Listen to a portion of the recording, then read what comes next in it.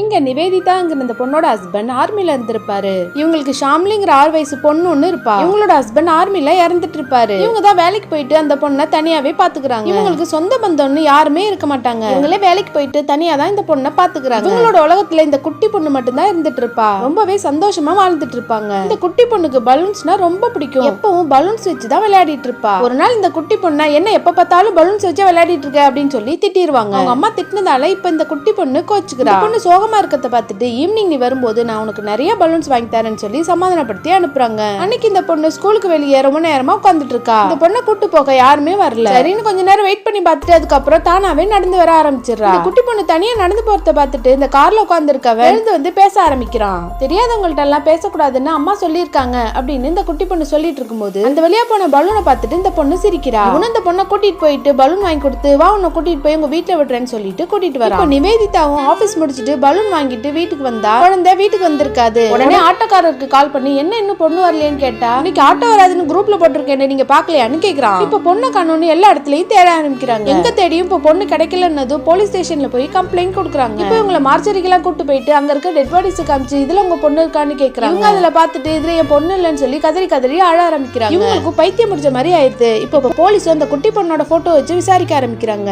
இப்ப இந்த பலூன் விக்கிறவர் இந்த பையன் தான் அந்த குட்டி பொண்ணை கூட்டு போனாங்கிற விஷயத்த சொல்லிடுறாரு. இப்ப அந்த பையனை கண்டுபிடிச்சு அந்த குட்டி பொண்ணு இருக்க இடத்த கண்டுபிடிச்சிடுறாங்க. இந்த குட்டி பொண்ணு இப்ப உயிரோட தான் இருப்பா. ஆனா கோமா ஸ்டேஜுக்கு போயிடுவா. இந்த குட்டி பொண்ணோட கேஸுமே 2 வருஷமா நடந்துட்டு இருக்குது. பெரிய இடத்து பையங்கிறதுனால இவனுக்கு அடிக்கடி பெயில் கிடைச்சு வெளியே தான் ஜாலியா சுத்திட்டு இருக்கான். ஒவ்வொரு எவிடன்ஸா இவங்க அழிச்சிட்டே வந்துட்டு இருக்காங்க. அடுத்த வாரம் ஃபிங்கர் பிரிண்ட்ல தெரிஞ்சிடும்னு சொல்லிட்டு இருக்காங்க.